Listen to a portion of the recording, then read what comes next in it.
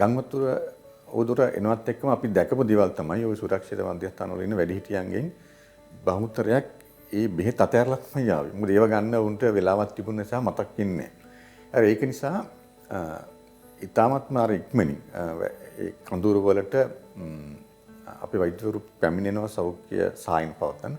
ඒ අවස්ථාවේදී විශේෂයෙන් ඔවුන්ගේ ඒ බෝනෝන රෝග වලදී ඔවුන් අතහැරලා දාලා ඖෂධ ලබා දෙන්න ඕන. ඒක විශේෂයෙන් ඒක සලකලා බලන්න දෙන්න. ඒගොල්ලන් දෙන්න ඕන මොකද මගේ ඒගොල්ලන් අපි සලකනවා අනිත් අයට සාපේක්ෂව ප්‍රතිශක්ති කරන අඩු කණ්ඩායමක්. විශේෂයෙන් ඒ දෙගොල්ල ලබන ආහාර සහ ජලය වගේම ජීවත් වෙන පරිසරය අනිත් අයට සාපේක්ෂව විස බීජ වලට නොගැටෙන්න විශේෂයෙන් සුරක්ෂිත කරන්න වග බලා ගන්න ඕන.